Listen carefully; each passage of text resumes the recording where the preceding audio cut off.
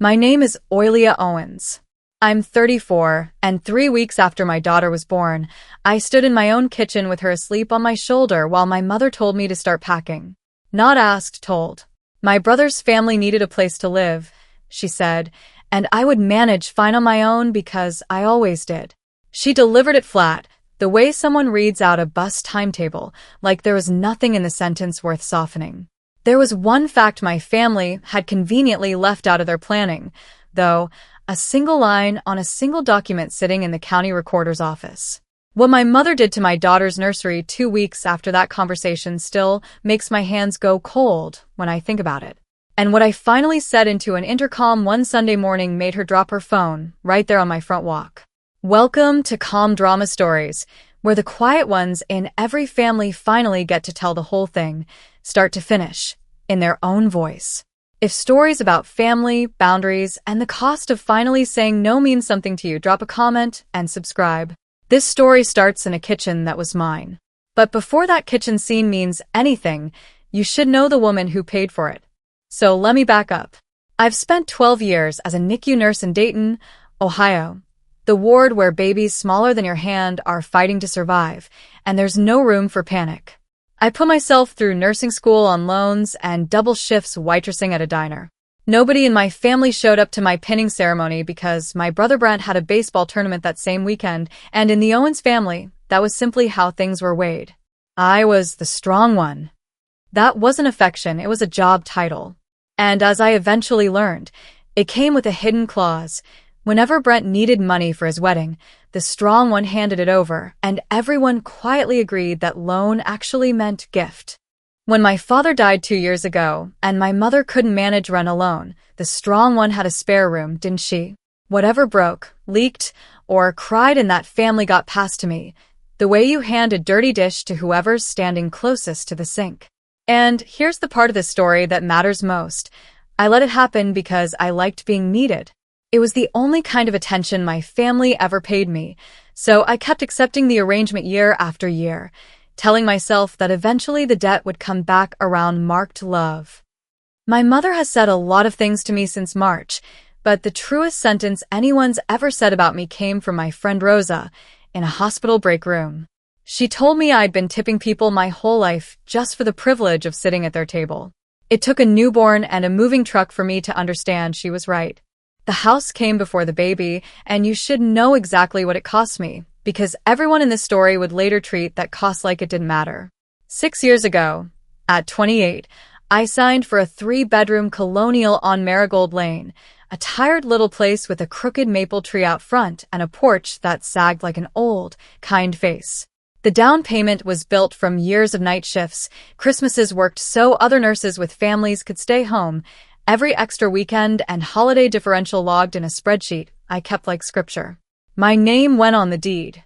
My name went on the mortgage.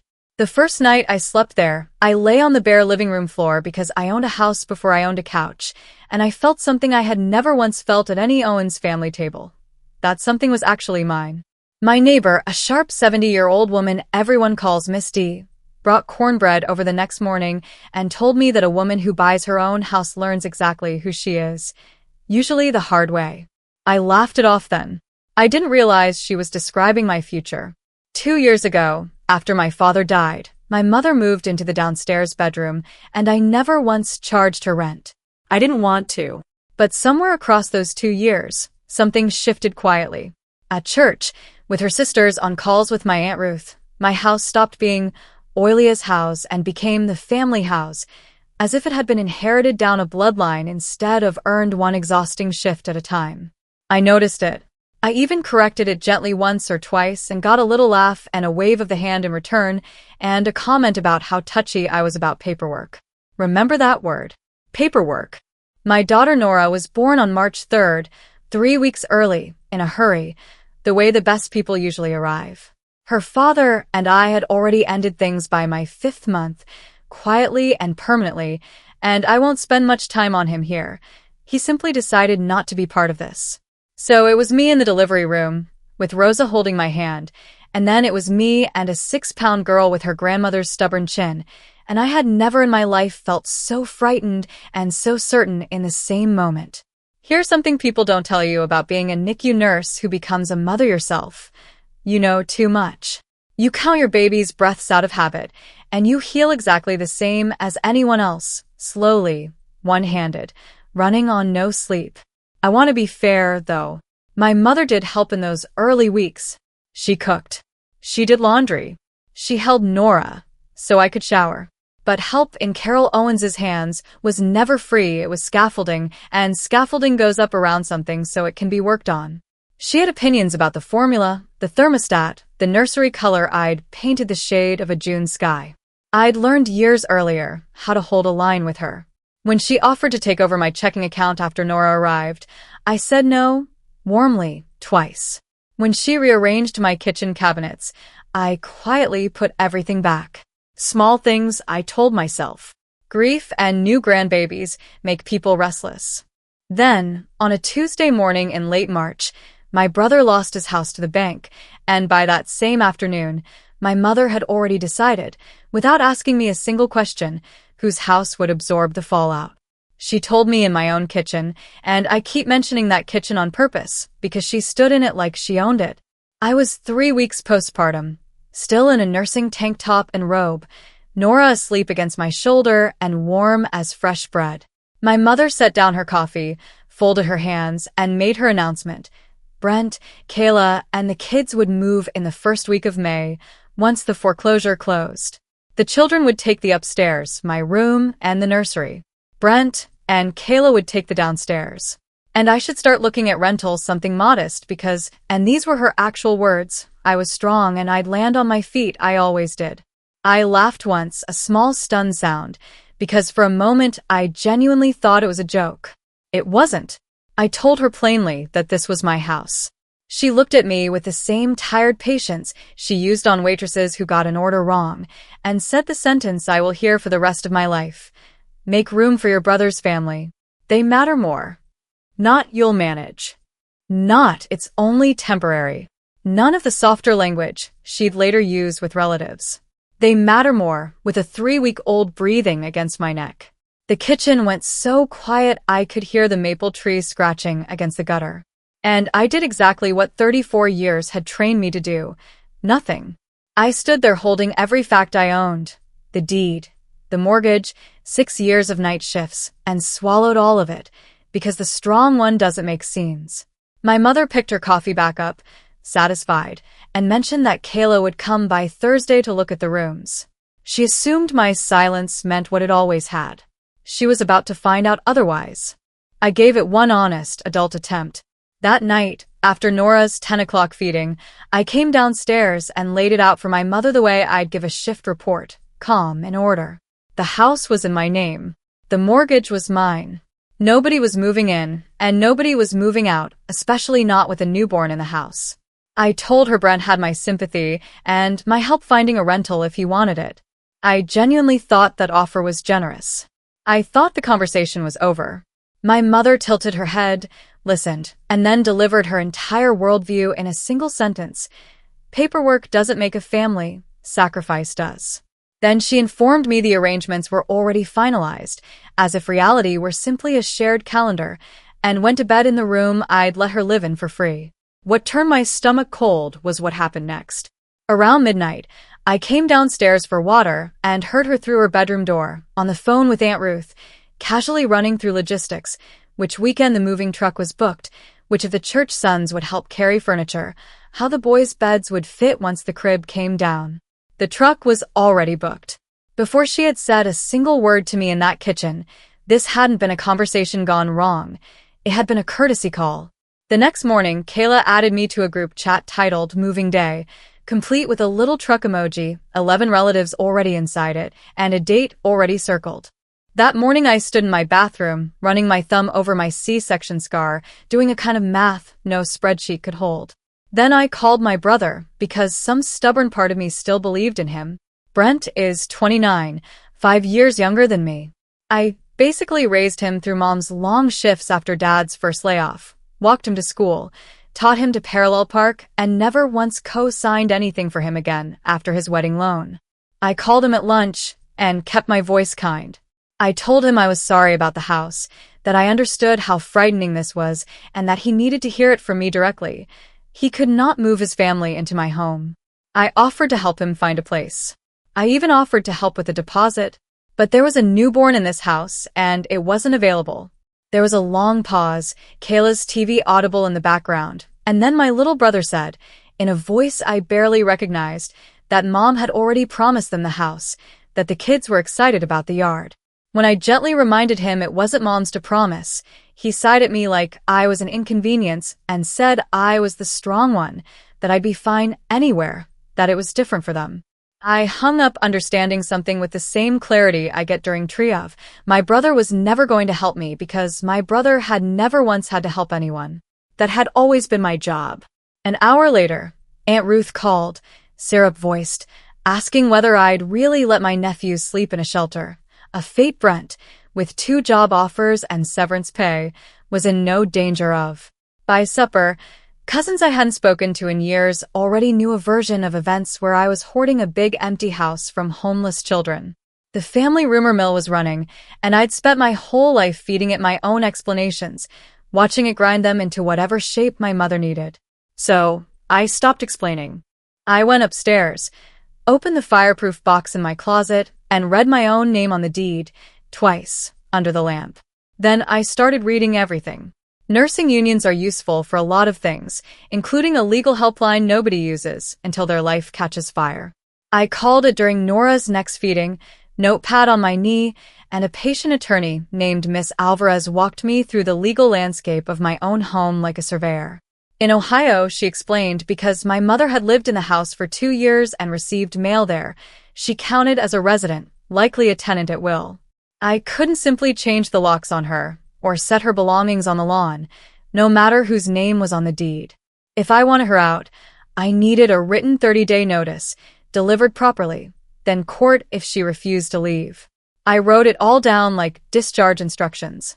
Then she told me the other half, the part that mattered more. My brother and his family were an entirely different category. They didn't live there.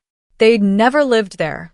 If they showed up, they were guests, and a guest stays exactly as long as the homeowner allows, not a minute longer. If they tried to move in without my consent, that wasn't a family dispute, that was trespassing, and I could stand behind a locked door and call the police with a completely clear conscience.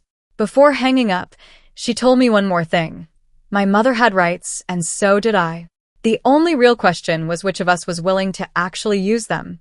What came next wasn't shouting. I could have handled shouting. I grew up on it and worked emergency rooms for years. What came instead was warmer and far worse. Shame delivered in casseroles and scripture and voicemails that opened with "Sweetheart." Aunt Ruth called twice a day to remind me that family was all we had, that my mother had buried a husband, that Brent's boys asked about their aunt. My mother's church friend Eileen, whom I'd met maybe 3 times, called to say she was praying for my heart to soften. Kayla posted a photo in the group chat of her boys on an air mattress, captioned, "Can't wait for the big yard. So blessed." Every message shared the same design. Nobody argued that I didn't own the house. Ownership was simply treated as an impolite detail, something you didn't mention, like how sausage gets made. And the whole campaign leaned its full weight on the one load-bearing beam of my personality. Ofelia handles things. Ofelia doesn't make it worse. 12 years in a NICU teach you a very specific discipline. When a situation deteriorates, you don't match its energy, you document it. So, I became a nurse to my own family. I saved every voicemail, screenshotted the group chat, dated everything, kept a small notebook by the coffee maker filled with times and direct quotes. Not because any judge would care what Aunt Ruth thought of my character, but because writing something down is how you keep it from rewriting you at 2 in the morning. My hands wanted to explain, apologize, smooth things over. Instead, I documented. The strong one was still working the case, except this time, the patient was me. Thursday's visit showed me exactly how far ahead of me they already were. Kayla came to see the rooms, which I allowed, 10 civil minutes, because some part of me was still performing reasonable for an invisible audience. She walked through my upstairs with her phone out, photographing my bedroom and the nursery, narrating closet space to Brent on speakerphone. On her way out, she jingled her keys at me in a friendly little wave, and there, between a gym fob and a grocery tag, sat a brass key I recognized instantly, my own front door key. I asked, evenly, where she'd gotten it. "Oh, Mom had copies made weeks ago," she said breezily, just for the transition. Weeks ago. I stood in my doorway doing the math as she drove off. Weeks ago was before the foreclosure had even been finalized, which meant the plan had existed before the emergency, which meant the emergency was the excuse, not the cause. That night, a message meant for someone else landed in the main group chat by mistake. Kayla, laughing emoji, telling everyone Brent had measured the little blue room the previous Tuesday and the crib wouldn't fit both boys.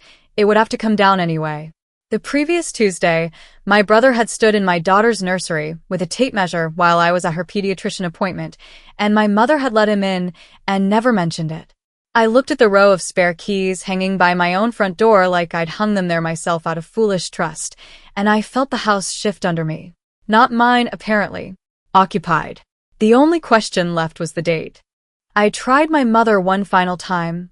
Honestly, on a Sunday evening, Nora asleep, the two of us at the same kitchen table where she'd made her original announcement. I asked her the question I'd been swallowing since I was 9 years old. Where had she been while I put myself through school on diner tips? And who else had offered to take her in when Dad died besides me? Because if I'd been strong my whole life, it was only because nobody had ever been standing behind me. So why did being strong only ever cost me more? My mother looked at me for a long moment, and something moved behind her eyes. For 1 second, I thought we might actually reach each other. Then it closed again. "You're the strong one," she said, almost tenderly, as if it were a compliment wasted on an ungrateful daughter. Brent wasn't built like me. He needed the ground held steady for him. I never did. There it was, the family doctrine recited across my own table. The strong one needs nothing. The strong one is a resource, not a relative. She patted my hand and said something I wouldn't understand until much later, standing at the door with a box in her arms, that she knew exactly what it cost, better than I ever would. Then came the practical squeeze, because shame alone wasn't closing the deal. I had 5 weeks of maternity leave left, half paid. The mortgage didn't care. My emergency fund had survived the birth, but barely. Single mothers don't get a discount on hospital bills. And my mother, who'd been holding Nora every morning so I could grab an extra hour of sleep, suddenly got very busy. She had church. She had Ruth. She had headaches. If I needed that much help, she observed one morning, standing in her coat in my kitchen, maybe I shouldn't be in such a hurry to empty the house of family. There it was, she wasn't just withholding help, she was pricing it.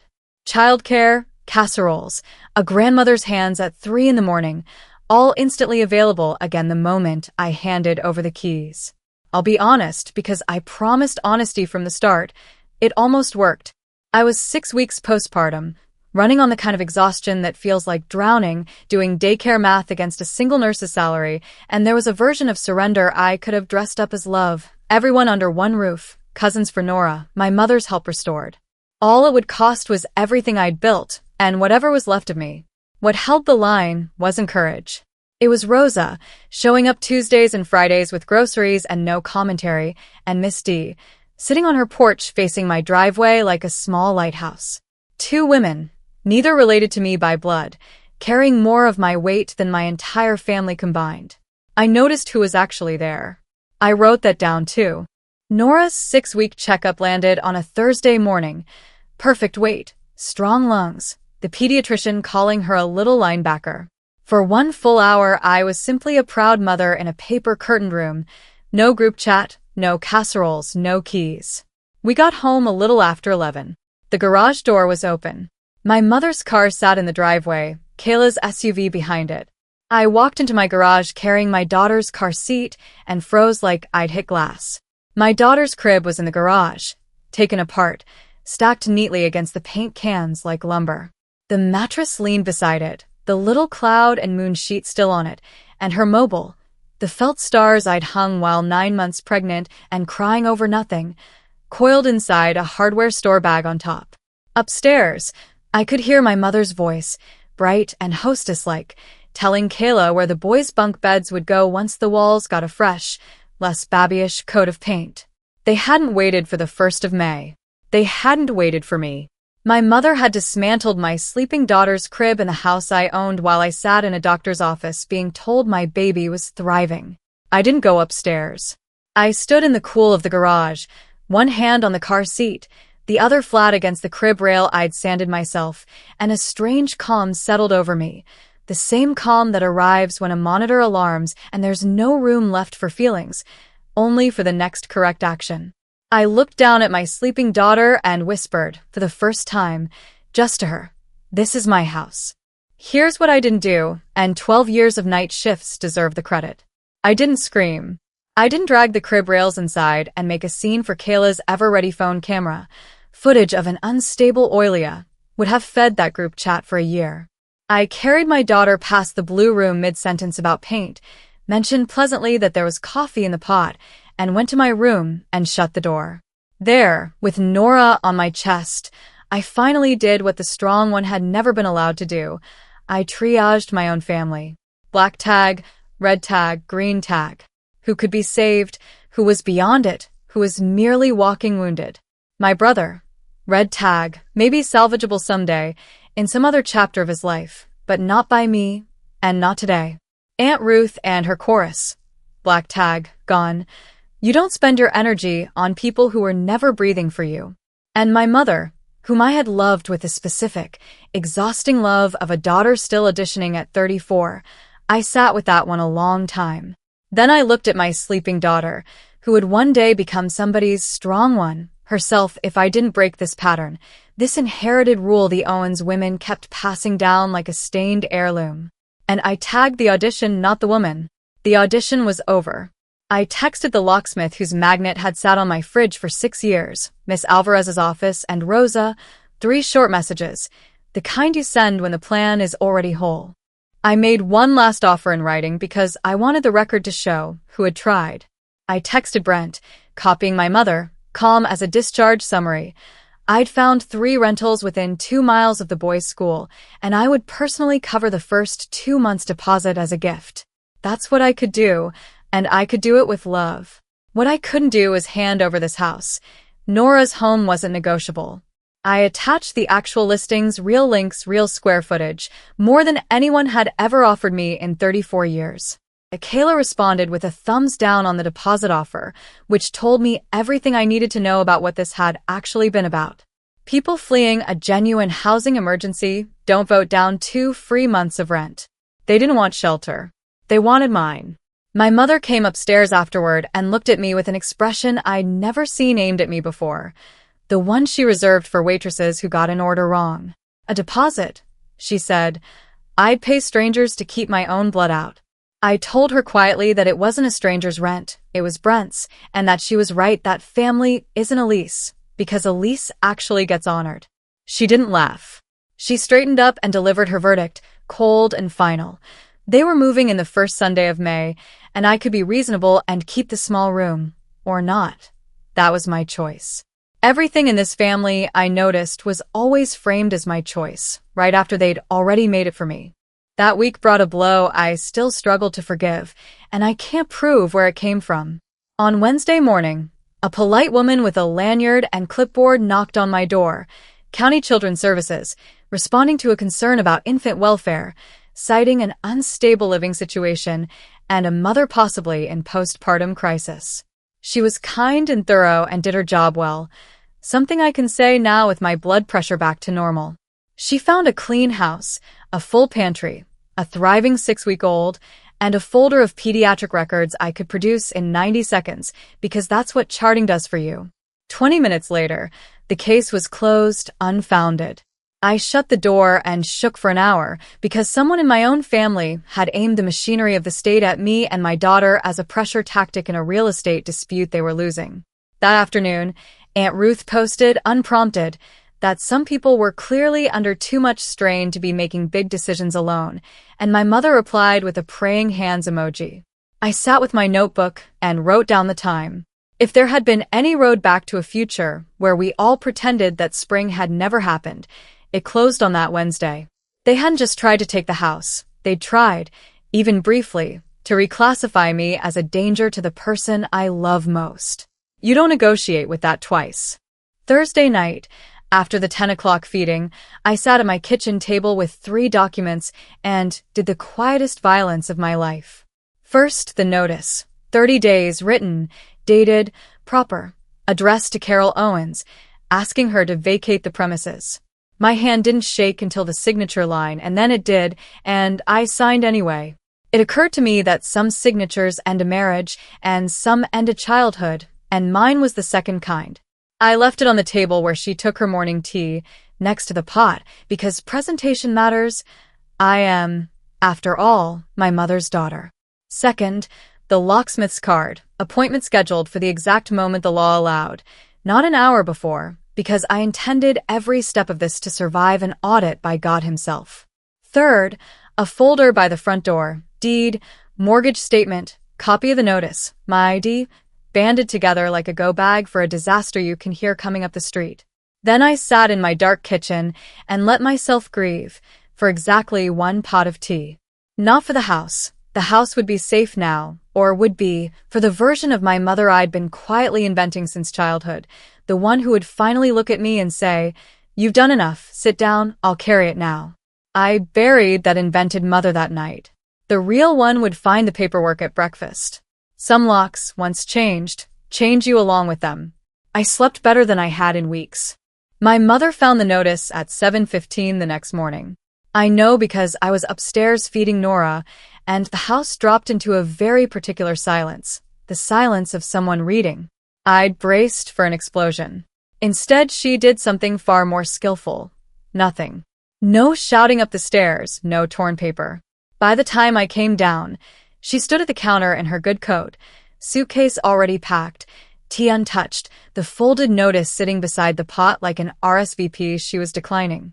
With the serenity of a saint on a holy card, she said she wouldn't stay where she wasn't wanted, and that Ruth's door was always open, and when I came to my senses, I knew the number.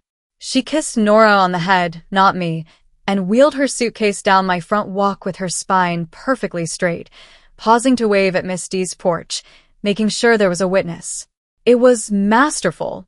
She'd converted a legal notice she couldn't fight into a banishment she could perform, and by noon the family version of events was everywhere. Ofelia served her own widowed mother papers like a stranger.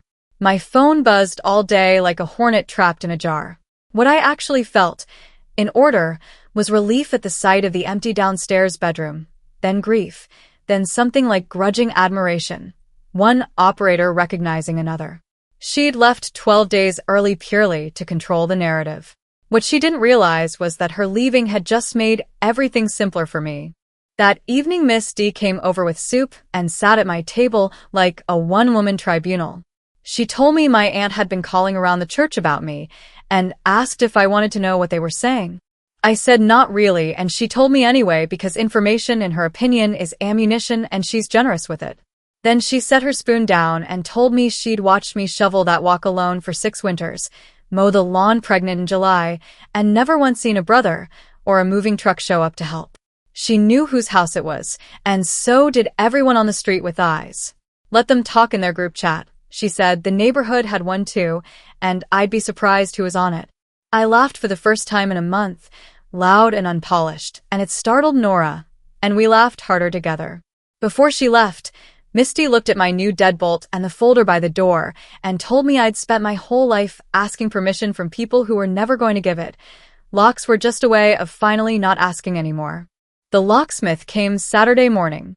My mother had already left of her own accord, announced her residence at Ruth's to the entire family, and texted me in writing not to wait up because she didn't live where she wasn't wanted. Miss Alvarez confirmed it. Abandonment of tenancy, clean and simple. So the locks were changed, front, back, garage, along with a video doorbell with an intercom speaker that Rosa helped me install off a tutorial, 2 nurses with a power drill, and a baby monitor propped on the porch rail supervising. I dropped the old spare keys into a drawer, dead metal now. That afternoon, Brent texted that they were coming Sunday to talk, that Kayla's boxes were already loaded, and not to make this ugly. I typed and deleted several drafts of the old apologetic Ofelia before sending what was actually true.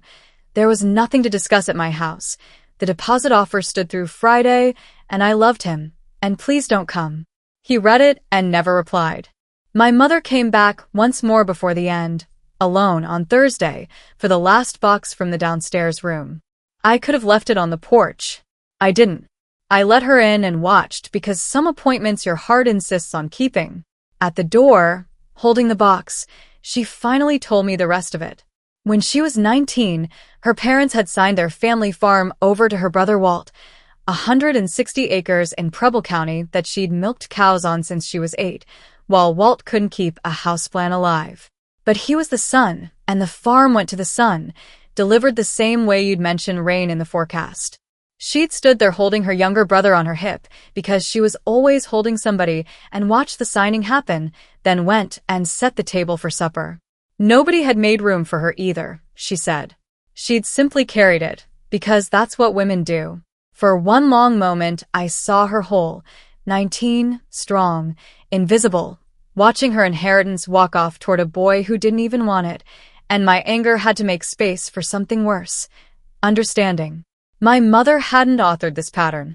She was a page in it, one who'd spent 40 years insisting the sentence that broke her was just grammar.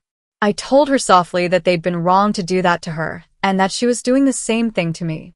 She adjusted the box on her hip, said it had kept the family together, and walked to her car. Both doors closed. Rosa came by Friday and, unpacking oranges like it was her own kitchen, asked me the only question left worth asking, minus the professional nurse voice. Walk me through Sunday. So I laid out the ledger I'd run 100 times in the dark. If I held the line, I kept the house and probably lost my mother. Not for a season, possibly for good. Women like Carol Owens don't forgive being outlasted. I'd be the villain at every future funeral and wedding, the daughter who chose paperwork over people. And if I folded, I'd get my mother's hands back and Sunday dinners and the comfortable illusion of everyone under one roof. But the deed would eventually carry the wrong name, and my daughter would inherit the same stained heirloom rule. They matter more. Rosa listened, bagged the oranges, and asked the real question. Someday Nora would hear this whole story, probably from me, in that very kitchen. Which version did I want to be telling her? That was never really about surviving being hated. I de surviva plani. It was about which story got told in this kitchen 20 years from now, and who my daughter would learn to become while listening to it. Saturday night, I couldn't sleep, but for once it wasn't dread, it was inventory. At 2 a.m, I finally did the thing I'd been saving. I carried my daughter's crib back upstairs, piece by piece, and rebuilt it in the blue room where it belonged, using the little diagram I didn't even need because I'd assembled it once already, 9 months pregnant, and crying at the instructions that insisted assembly required 2 people. This time nobody cried. Every bolt I tightened felt like finishing a sentence. My mother had taken this bed apart in an afternoon, easy as an opinion. Putting it back took me 40 minutes and everything I'd unlearned since March. When it stood finished, I put the cloud sheet back on the mattress, wound the mobile, and watched the felt stars turn once, and sat on the floor of my daughter's room looking at it the way you look at a campfire. Sunday morning, I fed Nora in the gray early light, her hand curled around my finger, and looked out at the yard I'd shoveled alone for 6 winters, the maple I'd paid to have trimmed, the grass I'd mowed enormous and pregnant in July. Every inch of that view had my receipts on it. There was nothing left to rehearse. I'd spent 34 years drafting explanations for people who never read them, and I was done writing that particular genre. I did an ordinary nurse's morning. Shower, coffee, checked the folder by the door, tested the doorbell camera and intercom volume with Rosa by text, checked my own vitals, hands steady, breathing even. I dressed us both, Nora in her yellow duck onesie, because courage comes in all sizes, and stood in my kitchen at 8:40 with my daughter against my shoulder while morning light came through the window over the sink. Same kitchen as March. Same sound of the maple against the gutter. Different woman entirely. At 8:51, an engine turned onto Marigold Lane, hauling something heavy. The U-Haul needed 2 passes to park, which gave the whole street time to notice. Behind it came Kayla's SUV, then Ruth's sedan, a small convoy of certainty. From my kitchen window, I watched them arrange themselves on my front walk like a family portrait. Brent in a ball cap, already tired looking, Kayla waving the boys toward the yard. Aunt Ruth in her church coat, arms crossed like a witness at an execution, and at the center, my mother in her good spring jacket, phone already in hand, dialing, because the plan was obvious and almost touching in its confidence. She calls, I soften. The door opens, and by supper the story writes itself. Across the street, right on cue, Misty settled into her porch chair with her knitting, a one-woman jury with excellent sightlines. Nobody knocked. Brent lowered the truck ramp loudly, on purpose, and Kayla propped my own screen door open with a box before my mother ever pressed call. The performance had never been meant to open for us. It was meant to open for them. My phone lit up on the counter. I let it ring twice, then answered, and her voice came through warm. The voice from skinned knees and childhood fevers, the one I'd forgotten to armor myself against. She told me to look out the window, that it was everyone, her whole family, that all I had to do was open the door, and everything would go back to how it was, that I could be her good girl again. I stood there, and I'll be honest, because I promised honesty from the beginning, it landed. Every syllable found the girl who'd waited 34 years to hear that exact tone directed at her. Through the glass, I watched my mother, silver head bowed to her phone, my brother behind her on the ramp of a truck loaded with a life meant to replace mine, and I felt the old, sweet undertow. One yes, one turned latch, and I'd be back inside the family, warm and fed and owned. Nora made a small sound against my shoulder, the sound of someone whose whole world is whoever happens to be holding her. I finally understood that my mother's love and the future I wanted for my daughter were not the same purchase. Mom, I said, my voice even. I'm going to hang up now. There's a speaker by the door. I set the phone down gently and walked to the intercom panel with my daughter still against my shoulder. Through the fisheye camera, I could see all of them. My mother closest, phone still raised. Brent halfway up the walk with a box labeled boys' room. Ruth's chin already lifted for the fight she'd dressed for. I pressed the button, and the little $9 speaker carried my voice out across the walk, the ramp, and Miss D's porch, evenly, without hurry. This is my house. That was all. No mortgage statements, no deed book and page number, though I know them by heart. No inventory of what 34 years had cost me, because explanation had been the tax I'd been paying my whole life, and the audit was finally over. On the camera, I watched something happen to my mother's face that I had never seen before. It simply stopped. The script died in her hand. She stared at the speaker, then up at the door she'd swept past for 2 years, the kitchen she'd once commanded, the walk she'd waved from like a hostess. And I watched it land, physically land, that the door was not opening, that her reliable daughter, the strong one, the yes-shaped one, now had a working lock and a spine behind it. Her hand loosened, the phone slipped, and it cracked face down against the brick edge of my flower bed, glass against stone, sharp in the Sunday quiet. Nobody picked it up. The boys froze on the lawn. Brent set his box down very slowly, as if it had suddenly tripled in weight, which in a way it had. Ruth surged toward the doorbell and leaned in, hollering about family and shame loudly enough for the whole street to hear, exactly as I'd expected. I said, calmly and evenly, that they were on camera, that they were trespassing, and that the police had already been called. Then I stepped back and let the morning do the rest. The non-emergency officers arrived within 11 minutes, no lights, no drama. 2 professionals who had clearly seen 100 driveways just like mine. I opened the door only for them, handed over my folder, deed, mortgage, notice, my mother's own text about not living where she wasn't wanted, and one officer read through it while the other listened patiently to Ruth's speech about what family used to mean in this country. It took about 15 minutes to unwind completely. That's the part nobody shows you, how administrative the end of a war actually is. The officer explained to my brother, gently, that ownership wasn't in dispute, that county records were a phone screen away, and that only the homeowner and her daughter currently lived there, and it was time to load the ramp and go. Brent went first, and something in his face looked almost relieved to have the decision taken out of everyone's hands, which, in truth, was the only place my little brother had ever been comfortable keeping decisions. Kayla loaded her box back into the truck with her jaw set, already editing the story in her head. Ruth announced she'd be praying for me, and the officer told her that was allowed from the sidewalk. My mother stood one final minute after the engine started, alone on my front walk, cracked phone in hand, staring at the closed door. My thumb hovered over the intercom button, an apology, a goodbye, I don't know what. I didn't press it. Forgiveness and an open door, I'd learned, are two entirely different things. She got into Ruth's car, and the street emptied, and it was over. When the last engine faded down Marigold Lane, I stepped out onto my own porch with my daughter into ordinary, ridiculous sunshine, while the neighborhood pretended very hard not to have been watching. On the walk, a small spray of phone glass caught the light like the saddest confetti in the world. Across the street, Misty lowered her knitting, looked at me over her glasses for a long moment, and raised her coffee mug about an inch, the way you'd toast a ship finally coming into harbor. "Coffee's on," she called, "whenever you two are ready." That's when I cried, not during the March announcement, not over the disassembled crib, not while signing the notice, not with my thumb on that intercom.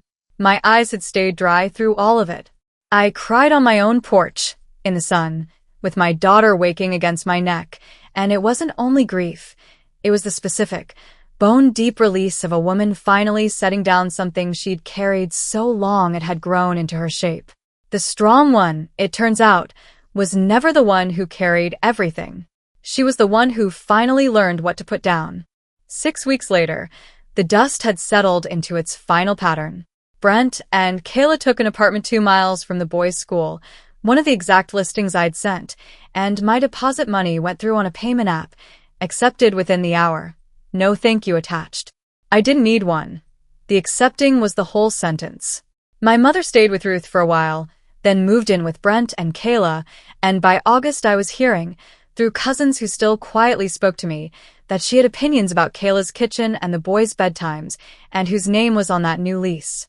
I confess there are evenings I think about that arrangement, my mother and Kayla under one roof, both certain of themselves, and I have to put my tea down. The family split the way families actually do, not cleanly in half, but in fractions. Ruth's side went silent toward me, which turned out to be quieter and easier than I'd feared. An aunt I barely knew mailed a onesie.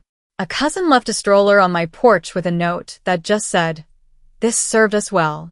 The quiet ones vote the only way quiet people vote, by parcel.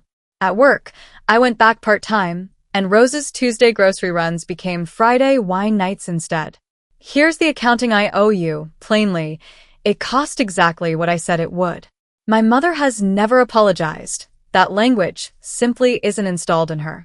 I remain the villain in a story being told at tables I'm no longer invited to, and some nights that still aches like weather settling into an old fracture. They always called me the strong one, meaning I could take it, meaning they never had to ask. They were half right. I could take it. But being strong was never a good enough reason for someone to take from me, and I've retired that excuse from my house for good. In September, a letter arrived in my mother's careful, none-taught cursive. No apology in it. I'll save you the wait. 2 pages about the weather at Brent's place, about the boys, and 1 line at the very end doing all the actual work. Whatever you think of me, I am still your mother.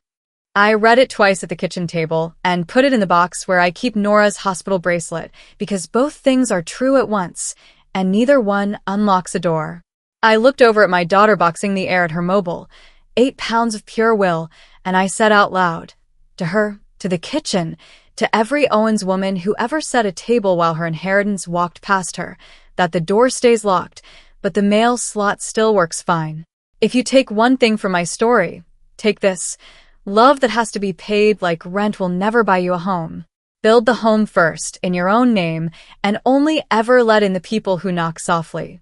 I spent 34 years tipping my own family for the privilege of a seat at their table, and the day I stopped paying, I discovered the chair had been mine the whole time. If you've ever been the strong one in your family, if your yes has been collected for so long that people stopped bothering to ask, hear me from my porch. Your name on your own life isn't selfishness. It's a deed. If this story reached you, subscribe to Calm Drama Stories and tell me in the comments what you finally put down. I read every one. Until next time, keep your locks kind and your boundaries kinder.